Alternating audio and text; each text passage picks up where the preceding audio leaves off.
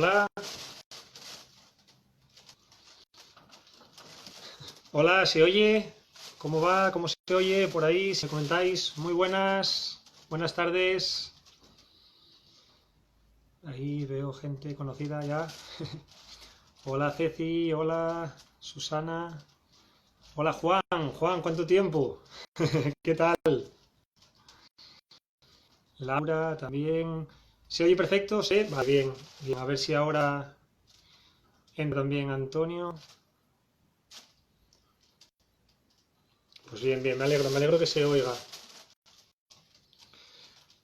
Bueno, a ver si consigue entrar, que tampoco, tanto él como yo no somos muy hábiles en esto de los directos de Instagram. De hecho, bueno, este va a ser el primer directo de Instagram que haga, realmente. Así que, a ver qué tal va. A ver si entra por ahí. Laura, tú que también tienes su contacto, si no, pregúntale por si tiene alguna dificultad o algo para entrar.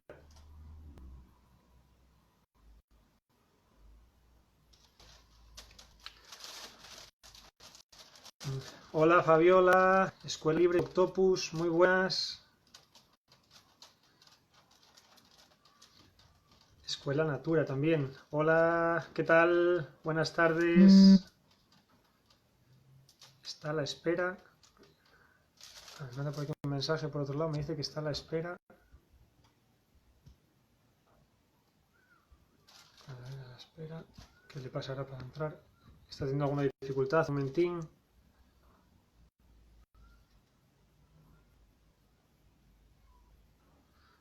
A ver.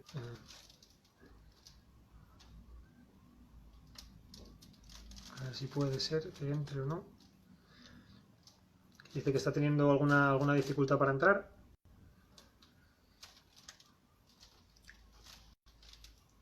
Disculpad por los pequeños problemas ahora antes del comienzo. Esperemos que se subsane cuanto antes.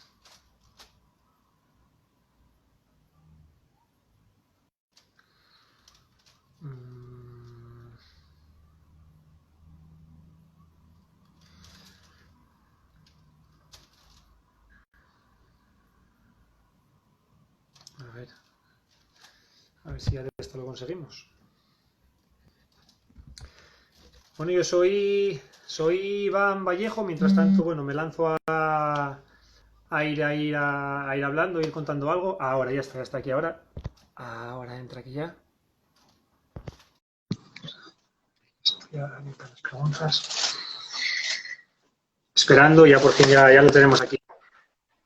Hola. ¿Qué tal? ¿Cómo estás? Lo conseguimos. Sí, ¿Me oyes bien tú, Antonio? sí, sí. Sí, vale, yo también te oigo bien, te oigo claro. Los demás, ¿nos oís bien a los dos entonces por ahí?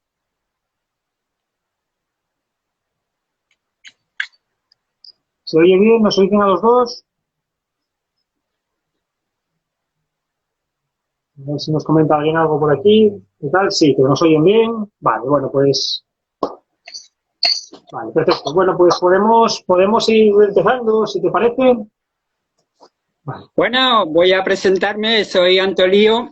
Buenas tardes a todos los parroquianos y parroquianas de la Misa Cibernética Universal que están aquí reunidos hoy para nuestra perorata. Entonces, sin más, bueno, soy Antonio Jesús Benítez Mateos, biólogo, malabarista, pedagogo, formador, transformador y amante de las cosas buenas de la vida.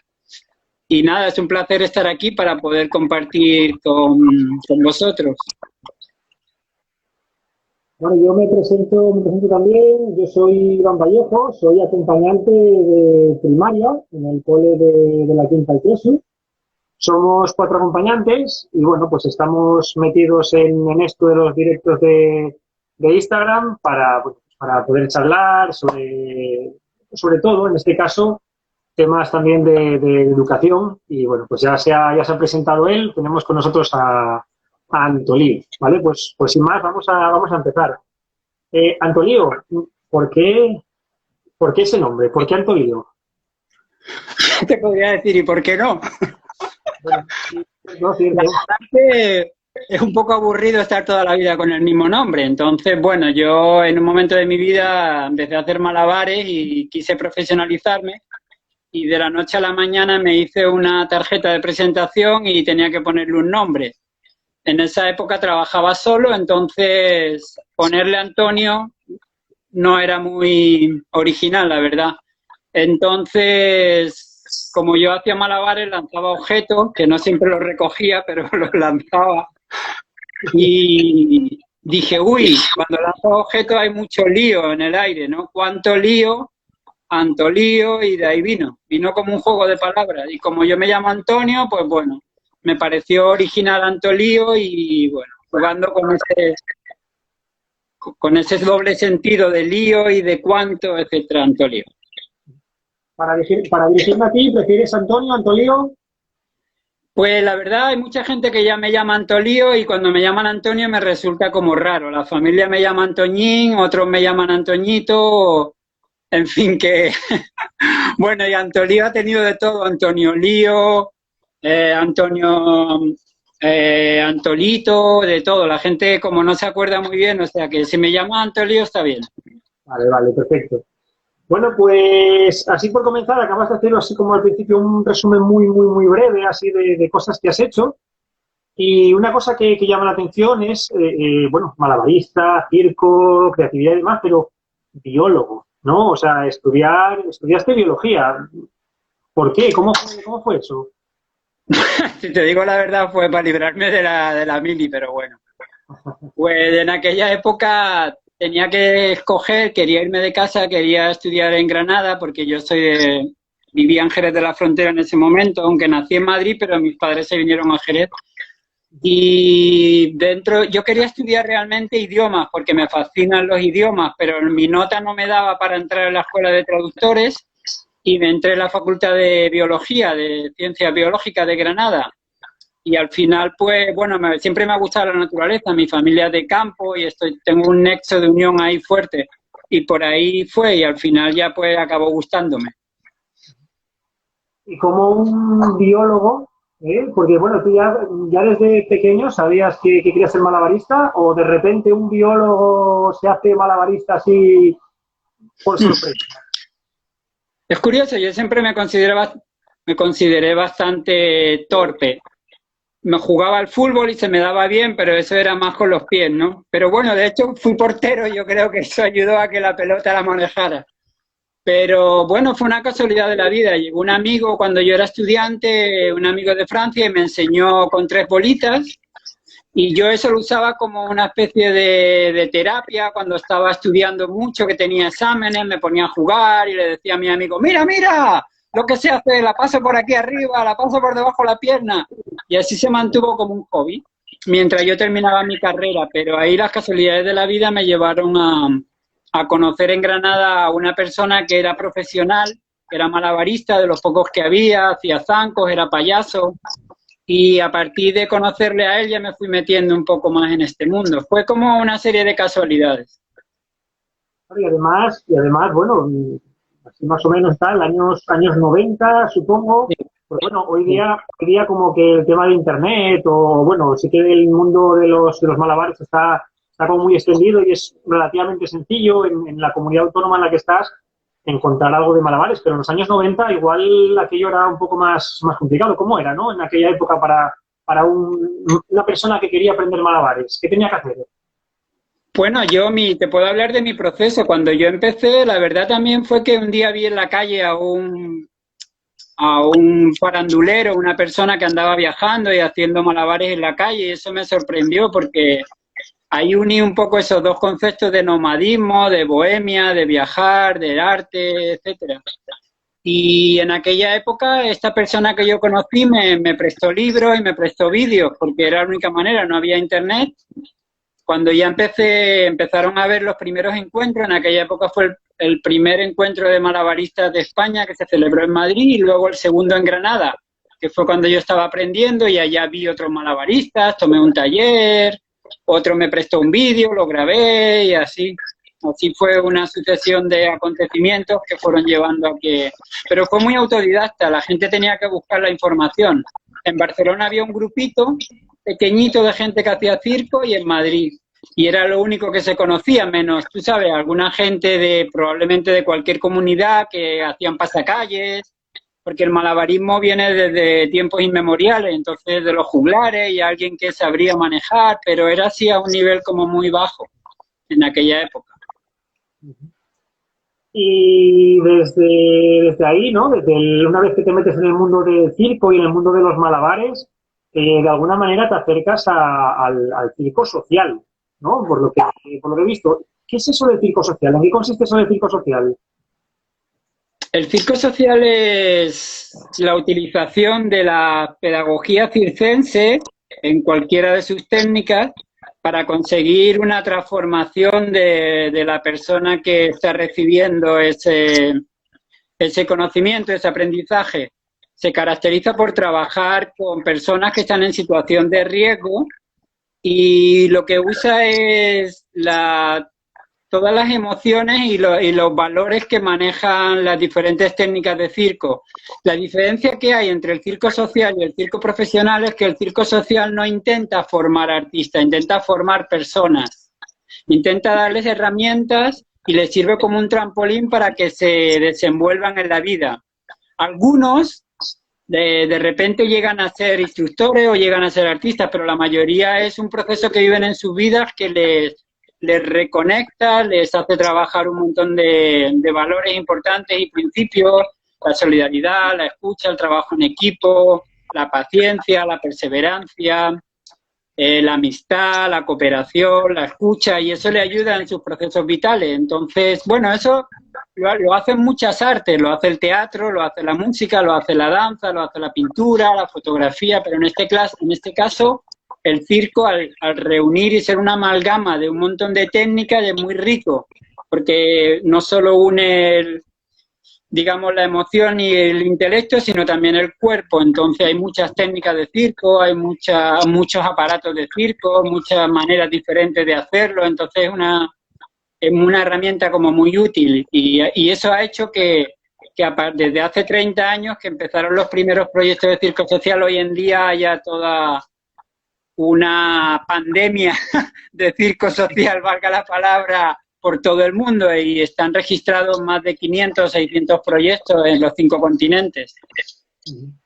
Claro, ahí todo lo que dices, circo, clown, al final sí que se mezcla un poco con el teatro, ¿no? Es muy difícil separar circo de teatro, ¿no? Porque decías que también a veces el teatro es difícil separarlo, ¿no? Esos dos términos.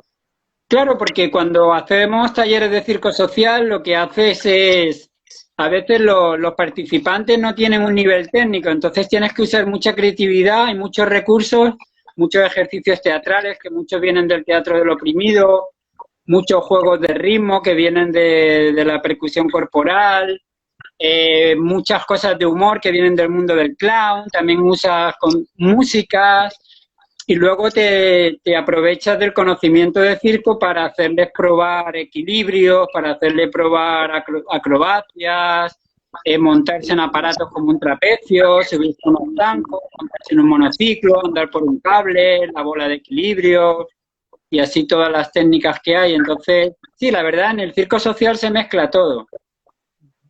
Te permite bastante, ¿no? Al final, con todas esas técnicas, estás constantemente saliendo de tu zona de confort, ¿no? De tu zona cómoda, ¿no? Estás saliendo siempre a buscar algo arriesgado, algo diferente.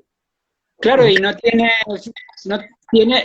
tiene una doble lectura porque es muy difícil trabajar con personas que están en situación de riesgo, que han vivido situaciones muy duras o están viviendo de violencia, con estigmas sociales, de adicción a drogas, etcétera, pero a la vez es muy gratificante porque cualquier cosa que prueban se demuestran a sí mismos que son capaces, ¿no? Tú tienes que ser como el guía para que no vean la dificultad, porque en el imaginario de ellos el circo es el trapecista, el payaso de familia que lleva toda la vida, el domador, el malabarista que está todo el día ensayando. Entonces tú tienes que presentarle las técnicas de circo de una manera que sea como asequible y libre. Una de las cosas más importantes del circo social es que ellos eligen lo que quieren hacer y cómo. Tú simplemente les ayudas en temas de seguridad y ahí vas haciendo, sacando un paralelo y haciendo una lección de vida con la lección de circo que aprenden. Entonces, si aprenden a hacer malabares, le puedes señalar de alguna manera, metafóricamente, que están trabajando la perseverancia y que tienen que ser pacientes en la vida si quieren conseguir algo, porque todo lleva tiempo. Y al fin, así un poco trabajamos con mucha... Es un trabajo duro, pero gratificante. Por ejemplo, todo eso que estás comentando me interesa mucho, ¿no? Por poner así un poco un ejemplo, una intervención en un grupo, en una comunidad en la que hagáis, ¿qué cambios podemos ver o qué cambios habéis visto en alguna de las intervenciones que habéis hecho de cuando habéis llegado a una vez intervenido en ese lugar? ¿Cómo quedan? ¿Qué les queda? ¿Qué tienen de positivo al final? ¿Qué cambios habéis observado? Hombre, es un tema que se ha trabajado mucho, el tema de los indicadores y de las evaluaciones, porque no puedes hacerlo, en cada persona es diferente. Hay jóvenes que en una semana ya ves un cambio y hay otros que por sus procesos complejos lleva mucho más tiempo. Digamos que eso tiene que ver un poco con los pilares, te lo voy a hacer muy rapidito, los pilares que maneja el circo social. Entonces, hay un pilar que tiene que ver con la comunidad, hay un pilar que todo lo que hace está centrado en él, que luego va a repercutir en su familia, en su entorno, en su comunidad. También tiene que tener un tiempo, como te digo, que depende, entonces tiene una continuidad en el tiempo, es otro pilar importante. Otro también es que tú trabajas con una persona que ya conoce la realidad del joven y la problemática, que suele ser un trabajador social o alguien de la comunidad. Entonces tú aportas tu conocimiento de circo. Entonces él es como esa persona es como el traductor. Si el joven está mal, pues él te puede decir por qué y tú tienes que saber cómo acercarte a él con tus técnicas, etcétera. Entonces, digamos que lo puedes ver desde el nivel emocional, cómo se abren, al principio son tímidos, les da vergüenza mostrar algo, están como en subgrupos con líderes, luego ya se va creando un espíritu más solidario. Puedes ver cómo se van sincerando contigo, al principio te desafían, luego ya pues pasan a otro nivel donde están como a tu altura y te tratan más como si fueras uno más del grupo, etcétera. Entonces hay muchos indicadores, depende de cada sesión, depende de cuánto tiempo dura el proyecto, de cuánto tiempo dura cada intervención en cada comunidad, pero digamos que sí, sobre todo se ve a nivel emocional y a nivel de ellos de verles que su aura ha cambiado, que como su autoestima también, ¿no? Ves que se quieren más y que están más seguros de sí mismos. Sentirse importante, sentirse que puedes hacer por ti mismo cosas, ¿no? Eso es muy importante. Claro. No hace falta que sea con gente que tiene problemáticas sociales, a todos nos viene bien, ¿no? Una palmadita en la espalda cuando dicen, venga, campeón, que te ha salido bien. Sí. Entonces, pues bueno. Y desde ahí, desde esa parte, ¿no? Del circo social, bueno, sí es verdad que podemos decir que quizás eres un precursor, ¿no? O estás metido entre los precursores, porque cuando empezaste con esto del circo social, no había un libro, un manual de cómo intervenir en diferentes sitios, ¿no? Lo fuisteis un poco tirando y creando vosotros, ¿no? Haciendo de alguna manera ese camino, ese nuevo camino. Claro, es como cuando uno tiene un poco de pasión, pues no miras tanto el lado del intelecto, ¿no? Te dejas llevar más por el corazón. A mí me gustaba viajar, había tenido la oportunidad de colaborar con Payasos Sin Fronteras, en Palestina, en Guatemala, en El Salvador. Entonces había visto que estaba muy bien hacer espectáculos y que los niños se reían, pero luego te ibas y quedaba el recuerdo. Entonces empecé a pensar cómo poder implementar y poderles ofrecer talleres que tuvieran una continuidad para poder tener un efecto más a largo plazo. Entonces, por ahí, en ese mismo momento, en Canadá, el Circo del Sol se alió con una organización canadiense que se llama Jeunesse du Monde, que en español sería Jóvenes del Mundo, que ya trabajaban en África y en otros países de Sudamérica, que tenían experiencia con las comunidades, haciendo más trabajos no sé exactamente, pero era más de intervención en la comunidad sin usar ningún tipo de arte, ¿no? Y entonces, al unirse con el circo, crearon Circo del Mundo. Y en el 1995 empezaron a trabajar en 3 ciudades de Canadá, en una ciudad de Brasil, en Recife y en Santiago de Chile. y creo que en Singapur también. Lanzaron el proyecto en 6 ciudades y a partir de ahí fueron teniendo cada vez más medios, más éxito y se fue expandiendo y luego llegaron a estar en como en 40 ciudades diferentes con proyectos. Bueno, y desde ahí, ya que nombras eso, ¿no? De Circo del Mundo, Circo del Sol, tengo entendido que también tú has tenido una participación dentro de este circo social, que pasaste de ser alguien que intervenía directamente, además de intervenir, a formar personas, ¿no? Relacionado también con el Circo del Sol. ¿Cómo fue eso exactamente? Fue todo un proceso. Primero yo me contrataron como instructor, entonces trabajaba con los jóvenes, estuve trabajando en México, también en las comunidades autóctonas amerindias de Canadá con la etnia Atikamekw, pero mi pasión por enseñar me llevó a tomar una formación en la Escuela de Circo de Montreal de 1 año donde me hice formador de circo. Además de mi bagaje y de mi autoestudio por mi cuenta, de mis estudios autodidactas sobre pedagogía, sobre todo aprendiendo con la experiencia de enseñar mucho, pues me planteé que no me lo pensé y arriesgué y les propuse que yo quería trabajar de formador, porque la sede de Circo del Mundo, del Circo del Soleil, está frente a la escuela donde yo estudié. Entonces un día llamé a la puerta, como aquel que dice, el que quiere peces que se moje el culo, y dije, oiga, que yo quiero trabajar. Y me dijeron, pues no hay trabajo. Yo le dije, bueno, pues no importa, seguiré llamando. Y un día le falló un formador y sabían de mi currículum y de mis ganas y me llamaron. Y ahí me lanzaron en una primera formación y bueno, tenían una guía, acababan de sacar unas guías del formador que me la tuve que empapar y leer rapidísimamente. Y nada, como yo no le tengo miedo al miedo, pues me lancé y fallando con muchos errores, pues fui aprendiendo. Y al final sigo como formador freelance, ahora como se ha parado todo, pero he estado casi 10 años en el equipo de formadores y de vez en cuando me llamaban y hacíamos tándem, siempre somos dos, uno que viene del circo y otro de lo social. Y nos han mandado, he tenido la suerte de viajar bastante por Sudamérica y un poco en África, dando formaciones dentro del marco de proyectos que están subvencionados un poco por el Circo del Mundo. Bueno, veo que también eso, el viajar, ¿no? De, tanto como malabarista, como formador en el Circo del Sol y demás, ha sido algo que has tenido muy presente, ¿no? Bueno, ahora sí que te quiero hacer algo. Quiero hacer algo así un poco contigo, ya que también estamos hablando de creatividad.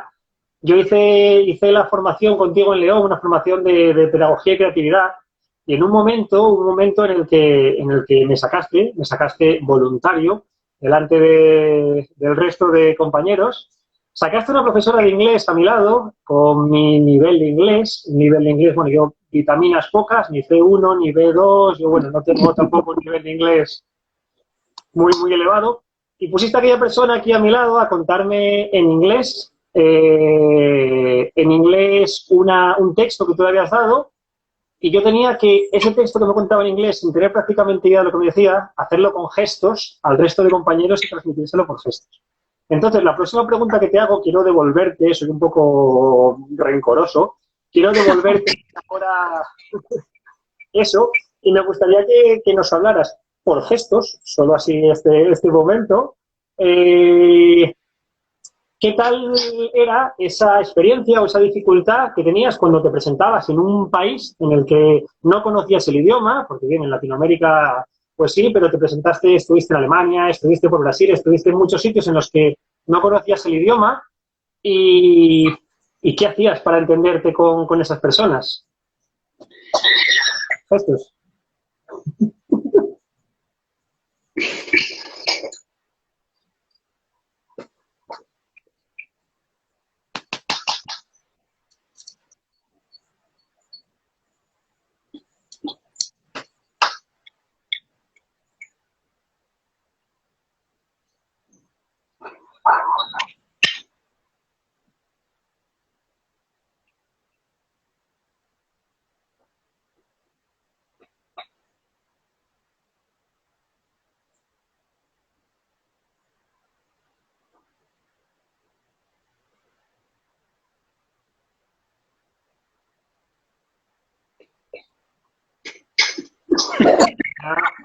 Me ha parecido espectacular, ¿no? Espectacular. Ha puesto en evidencia ante los parroquianos cibernéticos y parroquianas. Me callo, me callo. No, la verdad que sí, bueno, por lo que me ha parecido entender, ¿no? Aparte de hacer, volver a equivocarte, observar mucho, escuchar mucho, practicar mucho, entender, cogerlo todo, volver a hacer, ¿no? Pues va por ahí, ¿no? Hombre, no me explica tan mal, menos mal. Bueno, bien, bien, bien. Bueno, pues bueno, un poco así de la parte del circo. Sí que, ya que estamos hablando de viajes, hay una cosa que me da la atención, que cuando te preguntaba de dónde eres, la respuesta que dabas, ¿no? ¿De dónde eres? Yo soy del mundo mundial. Soy de aquí, yo nací en Madrid, me crié en Jerez y luego deambulé por muchos países diferentes. He tenido la suerte de vivir como en 10 países diferentes, aparte de los que he podido visitar por trabajo o por otras razones. Entonces, yo soy del planeta Tierra, como todos los demás. O sea, lo que pasa es que le han llamado a esta parte del planeta Tierra, no sé por qué le llamaron España, le podían haber llamado Pernambuco, pero le llamaron España. Entonces, pues tengo que decir que soy de España para que sepan dónde está, porque es curioso, una vez viví en Brasil y me decían los brasileños, ¡ay, cara, pues es de dónde! Y yo le decía, de España. ¿Y eso fica dónde? Ellos no sabían dónde estaba España. Entonces le daba igual que le hubiera dicho que era de Portugal, de Checoslovaquia o de Rusia, porque no sabían dónde estaba. Entonces, es como cuando te dicen cuántos años tienes y hay gente, y alguna vez leí o escuché a alguien que no sabía la edad que tenía. Tampoco es relevante, ¿no? Da igual cuántos años tenga, la cuestión es que estés vivo, ¿no? O cuántos te quedan, pero da igual cuánto has vivido, porque eso es todo muy relativo. Entonces, es como que nos cerramos también, yo creo, aunque ahora con eso de la globalización y con este trasiego mundial que hay, pues ya la gente ha traspasado fronteras y culturas y todo, aunque ahora te digo la verdad, como está cambiando todo a ritmo vertiginoso, no sé qué pasará, queda la incertidumbre en el limbo. Y más ahora en esta época en la que estamos también, ¿no? Bueno, a raíz de todo esto que estás comentando, ¿no? Del círculo social y de empezar a formarte y a buscar más información, descubres o llegas, ¿no? A la parte de creatividad, ¿no? Que es un poco también una de las partes que estás haciendo ahora, ¿no? Formaciones en creatividad. ¿Qué es eso de las formaciones de creatividad o qué es ser creativo, ¿no? Para ti. Si quieres te cuento un poco de dónde viene mi interés por profundizar en el tema. Resulta que en toda la época que yo fui malabarista, como todos los artistas o como los músicos, los pintores, los escritores, te la pasas dedicado a tu pasión. Entonces yo me la pasaba ensayando, intentando crear trucos nuevos que luego nunca vendía, algunos los afianzaba para mostrarlo en público, pero la mayoría era por el placer de jugar. Entonces fueron un montón de procesos y de horas y de años que me llevaron al final a pensar cómo podía yo transmitir ese placer que sentía cuando encontraba ese estado de flow en descubrir y crear y jugar para que pudiera ayudar a otras personas. Eso es un proceso. Y otro es que cuando empecé a trabajar de formador, incluso ya de instructor de circo social, la creatividad es muy importante en todos esos procesos con los jóvenes, porque la técnica pasa a un segundo plano. Siempre con seguridad, pero el objetivo no es que sean muy técnicos, sino con lo poquito que sepan de técnica que puedan ellos desenvolverse, expresarse y reinventarse. Entonces tienes que usar la creatividad y nosotros tenemos que pasarle un módulo que se llama creatividad. Y a mí en 2 horas que tenía o 4 máximo se me quedaba corto. Más toda mi experiencia y bagaje personal como malabarista, entonces dije, bueno, pues todo ese material le voy a intentar dar forma y empecé a estudiar y a probar, sobre todo dando ya pequeños cursitos de creatividad para malabaristas, luego para maestros y maestras y luego ya pues lo he abierto a todo un público en general. Y para mí la creatividad es la facultad humana que tenemos todos para poder desarrollar nuestro potencial. conectado con la intuición, con la inteligencia y con nuestro espíritu para poder fluir en un estado en el que vamos solucionando a la vez que no se nos van presentando los desafíos y las contrariedades, para unos por el placer de crear, otros para solucionar problemas, otros para ganar dinero, otros por el simple placer de hacer algo diferente. Entonces, es un potencial que tenemos todos desde que nacemos. ¿Cómo ves eso de que, bueno, hay gente que piensa que crear es hacer cosas diferentes? ¿Se puede ser creativo copiando cosas? ¿O para ser creativo tengo que siempre inventar también o crear una cosa que no exista? No solo, creo que no, es como también un mito, ¿no? Porque siempre que hagas una variación de algo que existe, ya estás creando, porque estás creando tu variación. Entonces pienso que no, que también hay mucha desinformación con respecto a ese tema, porque nos enseñan que los creadores fueron los grandes artistas o que lo siguen siendo, pero no. Cualquier persona, mira, los más creativos son los niños y casi no los reconocemos, ¿no? Picasso dice que pasó toda la vida para pintar como un niño de 4 años. Entonces, es como que no tienes que hacer cosas diferentes, simplemente hacer cosas. Hacer cosas que te llenan y que si además sirven para algo, pues mucho mejor, ya estás innovando y le puedes dar un uso, porque todos hacemos cosas banales o superficiales o que no sirven para nada, pero cuando tienes una idea y te das cuenta de que esa idea es buena y que sirve para algo, entonces como que te alegras doblemente, por así decirlo. Entonces no, simplemente tú puedes, nadie nace siendo creativo. La creatividad es como un músculo, se trabaja y se desarrolla.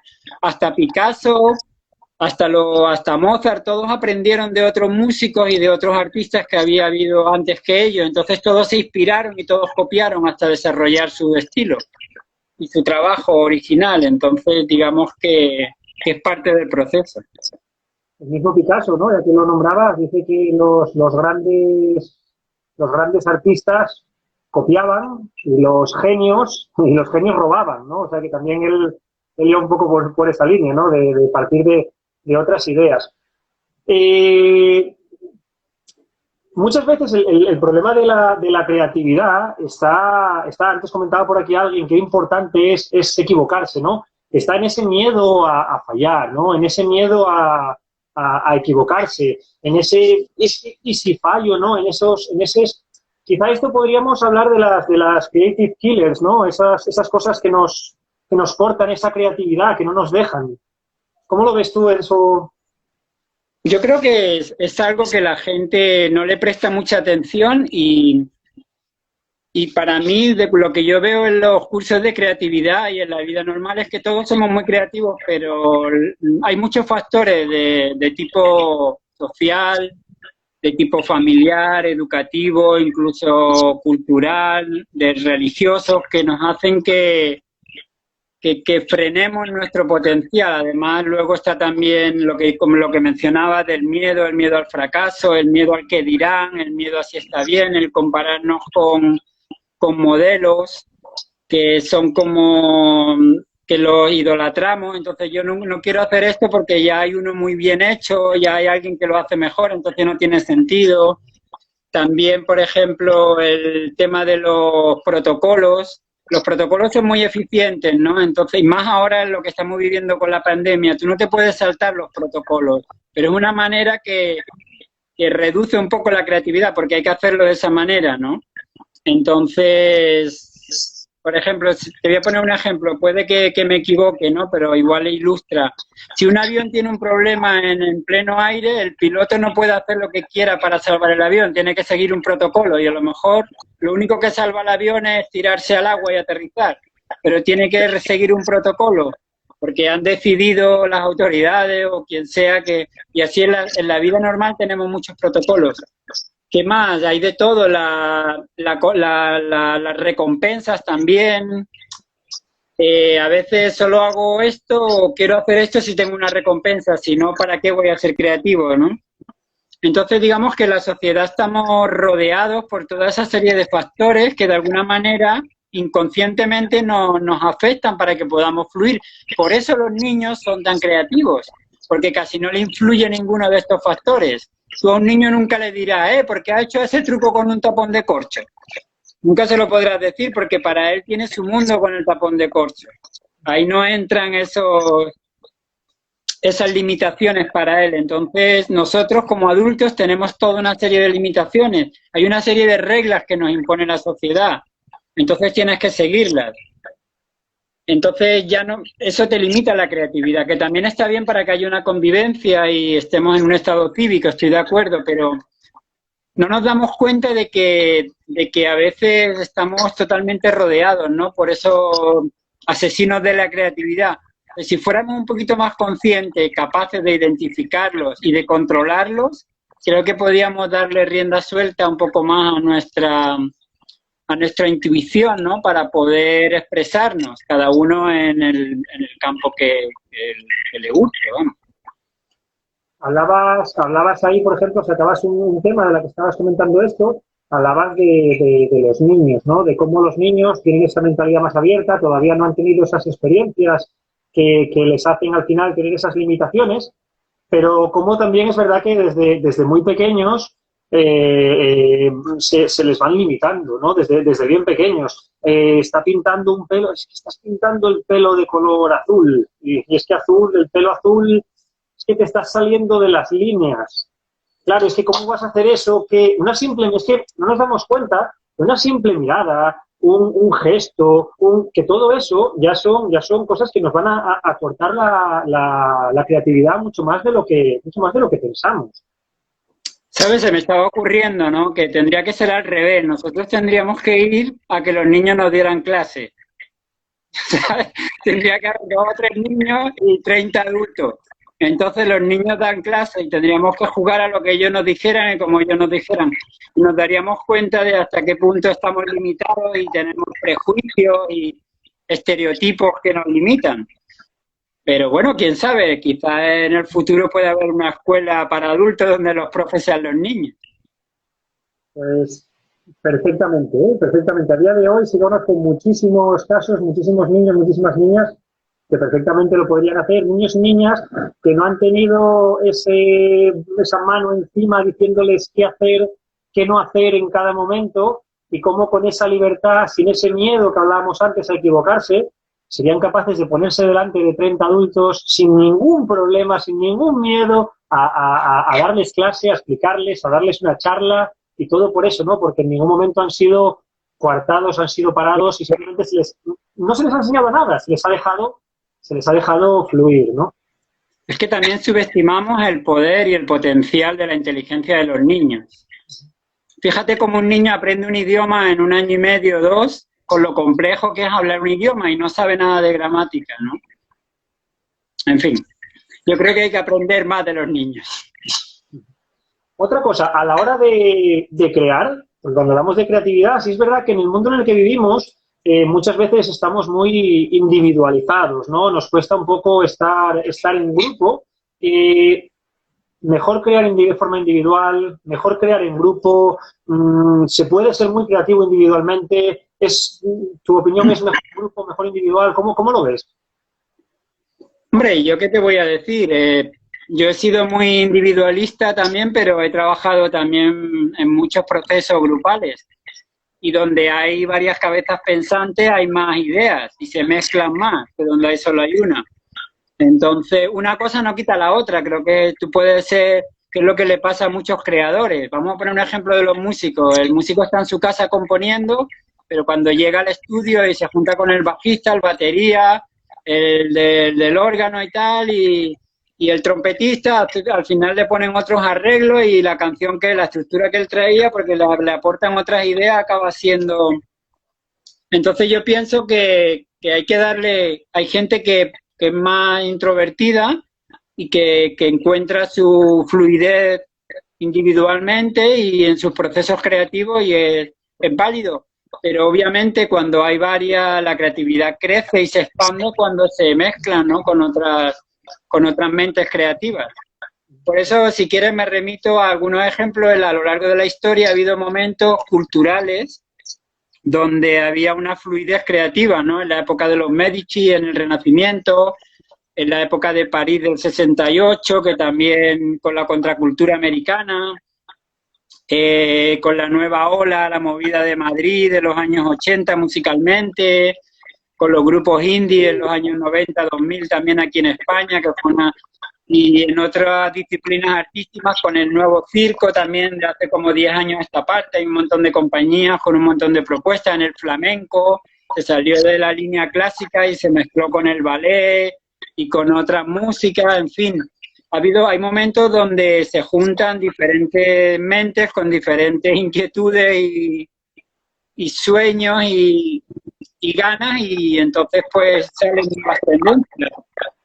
Y hay otros momentos de la historia que son como más planos, ¿no? Donde parece que se fluye menos, pero yo creo que sí, que ahora estamos en un momento que esta especie de confinamiento que hemos vivido ha servido a mucha gente, yo creo que le ha servido para conectarse de otra manera, para dar rienda suelta a nuevas ideas. Ante la necesidad, pues no queda otra que inventar, ¿no?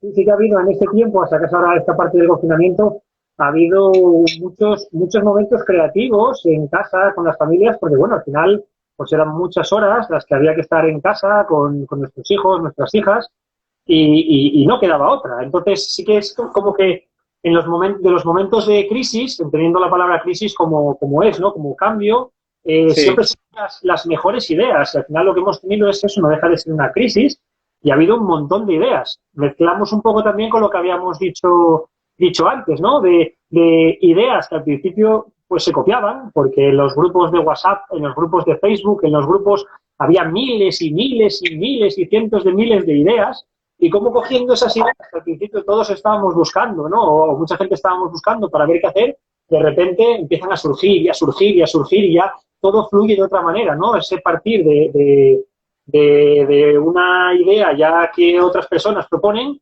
hasta que al final pues no necesitas mirar nada porque hasta esos grupos a mí personalmente me agobiaban, y al final todo surgía de una forma mucho más natural. Pero sí que pienso que en esta época en la que tú nombrabas ahora, pues ha habido familias que han unido mucho con sus hijos o sus hijas a través de esta creatividad, de volver a jugar con ellos, de volver a sentirse de alguna manera niños, niñas.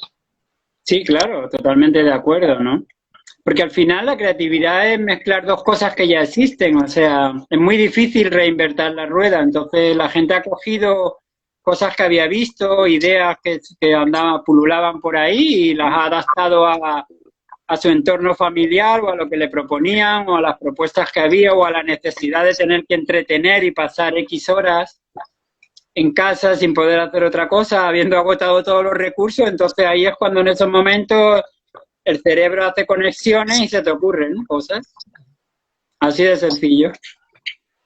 Y sí sé que, por ejemplo, bueno, pues cada uno hará su propio proceso, ¿no? A la hora de crear. Pero bueno, porque nos abras un poco también la mente y nos cuentes cómo es tu proceso creativo, ¿no? O un proceso creativo, si quieres contarnos algo más general, a la hora de crear, ¿qué haces? ¿O cómo lo afrontas? Si te planteas, voy a ver si creo algo o si soy capaz de hacer, ¿cuál sería el proceso? Bueno, hay como mucha literatura también sobre el tema, hay mucha información. Yo te puedo contar un poco cómo fue mi proceso, ¿no? Necesitas siempre como técnica, ¿no? Si tú quieres ser creativo en pintura, tienes que saber pintar. O sea, un niño es creativo en pintura y no sabe pintar, pero si ya quieres dedicarte a la pintura profesionalmente y quieres tener un estilo y vender tus cuadros, tienes que saber de técnicas, de materiales, etcétera. Entonces, yo no puedo ser creativo en pintura si no sé de pintura. Entonces, yo en el campo en el que me movía de los malabares tenía una técnica, estudiaba técnica. Entonces luego cómo combinas esa técnica dándote una libertad para fallar y jugar. Y a partir del juego ir creando unos estados emocionales y de ánimo que te permitan divertirte con lo que haces. Y con eso, al final, cuando ya pruebas algo que has descubierto, aunque luego lo hayan inventado otro, entonces ya repetirlo y probarlo y ver si funciona. En el humor sería, se te ocurre un chiste y bueno, se lo cuentas a los amigos, y si ves que funciona, luego lo publicas, y si ves que funciona, luego lo cuentas en público ya en un bar En fin, o sea, digamos, te voy a poner, para remitirnos un poquito a la teoría, sería como pasar por unas etapas, ¿no? En la creatividad se habla de pensamiento lateral versus el pensamiento vertical. Entonces, dentro de ese pensamiento lateral, podríamos hablar que para ser creativo, a la hora de tener ideas hay que ser muy flexible. Quiere decir que hay que ser capaz de tener muchas ideas, ¿vale? Hay que ser, perdón, es fluido, me he equivocado. Hay que ser fluido, quiere decir que tienen que fluir muchas ideas sin juzgarlas. Tienes que tener muchas ideas con respecto a lo que sea. En cocina, en circo, enseñando, como quieras. Como músico, probar muchas cosas. Ser fluido. Luego tienes que ser muy flexible.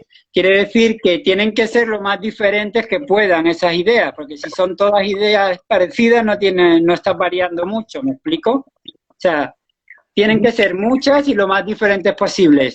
Luego tienen que ser originales. Quiere decir que dentro de lo diferentes tienen que ser lo más inusuales y que no se hayan visto, si es posible, para que sean características de ti y que sean innovadoras. Y luego la última parte, que es la más importante, es que tienes que elaborarlas. Quiere decir que cuando la has tenido, ya haces un prototipo y tienes que probarla y cerciorarte de que funciona, porque si no se queda en fantasía.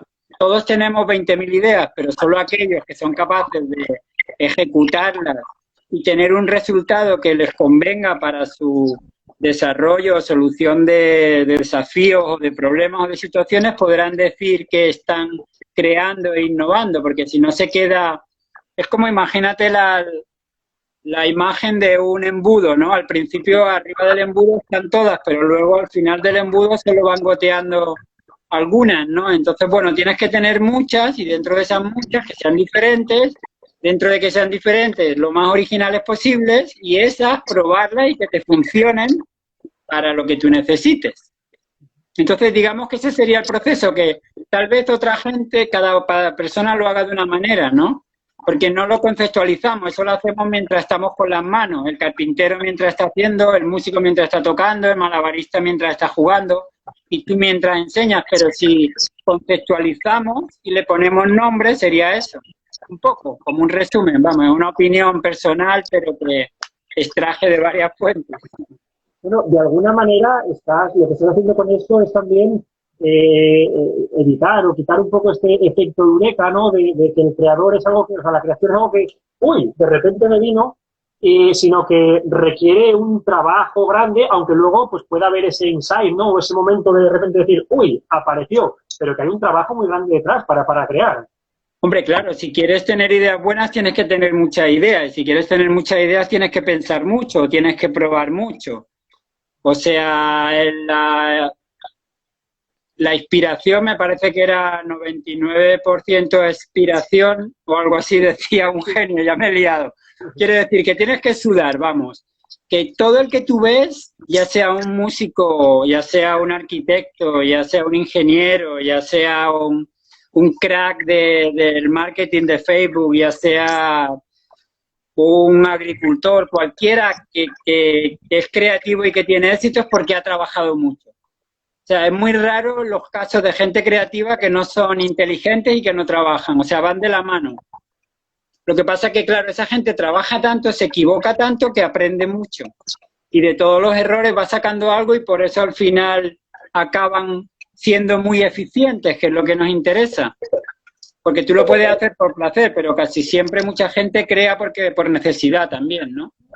Para solucionar o para descubrir algo. Volvemos otra vez a la importancia de equivocarse, equivocarse para volver, de caerse para volver a levantarse, ¿no?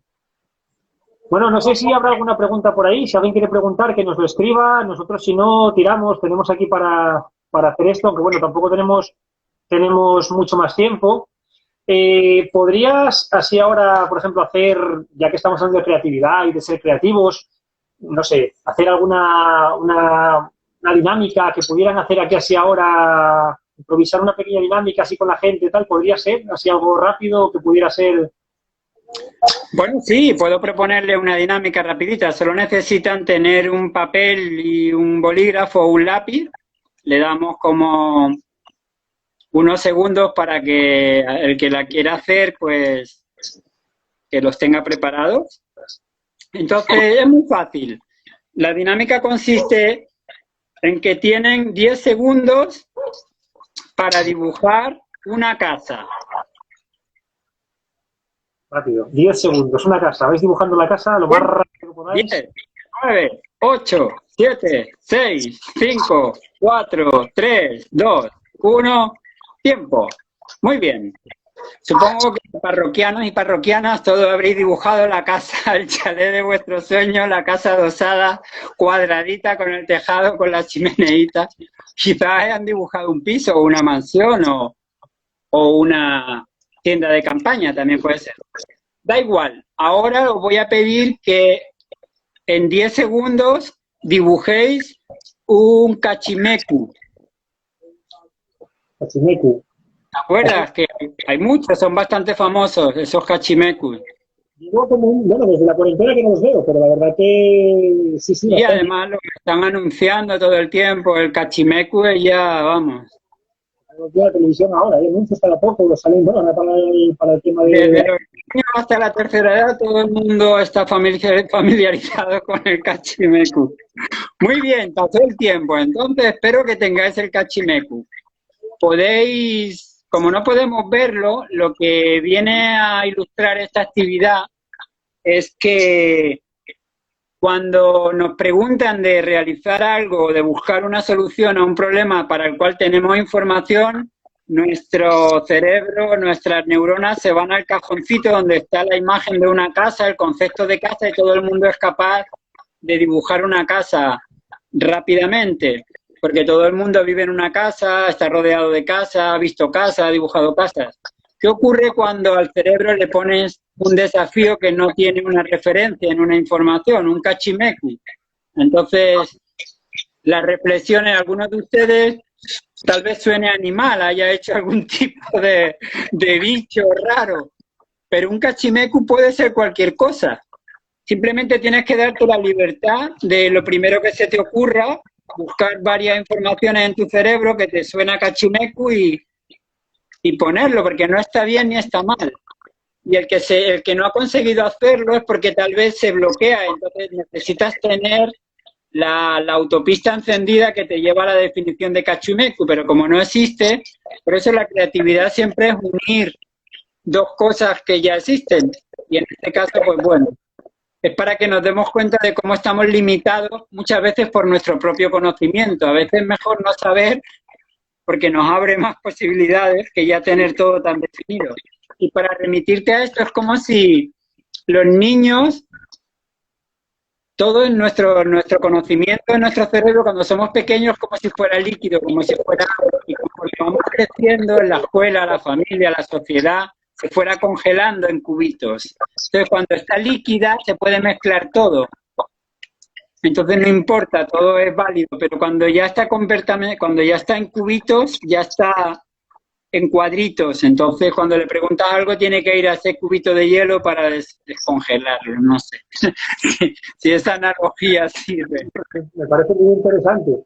Mira, con esta dinámica que acabas de hacer, con lo de la casa, no solo pasa que tengamos una imagen preconcebida, sino que volvemos otra vez a la educación que decíamos antes, ¿no? Al cómo nos han puesto nos han coartado, ¿no? Desde pequeños. La casa se hace así. Y desde pequeños te dan un papel para que pintes en una forma de casa, con esa forma que tiene el cuadrado abajo, el triangulito arriba, con las ventanitas. Y no es que tú tengas esa idea, porque te pones a pensar, ¿y cuántas casas conoces que sean así? Pero nuestra imagen de casa, de adultos, los adultos que nos ha tocado eso, nuestra imagen de casa es eso. Y tengo que dibujar una casa, y yo a día de hoy dibujo esa casa. Cuando realmente no conozco prácticamente ninguna casa o ninguna casa que tenga esa forma. ¿No? Estamos tan marcados, nuestra creatividad ha sido tan cortada desde tan pequeños que vemos como normal que una casa sea ese dibujo, que poco se parece realmente a una casa. Tú miras por la ventana y dices, a ver, ¿cuántas casas veo así? Y es que no ves ninguna.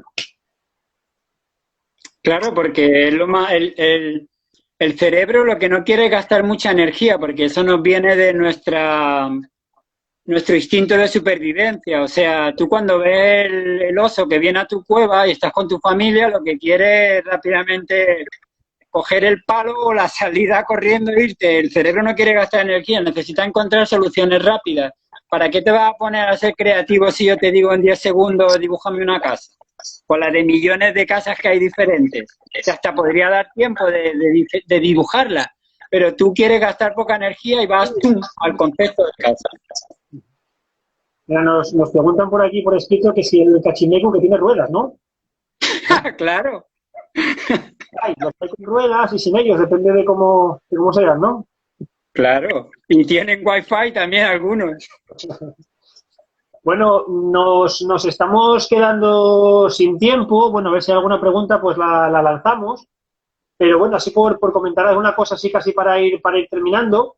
Yo sí que tuve la suerte, digo la suerte de poder hacer esa formación contigo en León, que me pareció algo muy importante, me llevó un montón de técnicas creativas, me llevó un montón de buenas sensaciones, un montón de juegos y actividades que sin pretender ser creativos han hecho que saliera una creatividad grupal, un pensamiento colectivo que me parece súper interesante y me parece pues muy recomendable. Y sí que me gustaría, bueno, pues que si alguien de las personas que nos está viendo o que está por aquí quiere hacer algún tipo de formación o quiere saber más sobre ti, pues ¿cómo puede hacer para contactar contigo?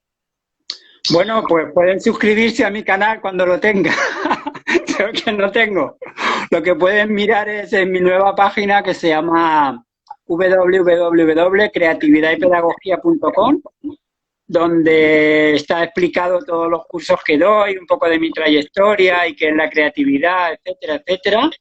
También pueden visitar en Facebook Creatividad y Pedagogía, donde también voy actualizando los cursos que hay fotografías sobre cursos pasados y bueno, eso es lo que tengo ahora. Yo no soy como los peces, no me gustan mucho las redes, entonces no es la primera vez que entro en Instagram.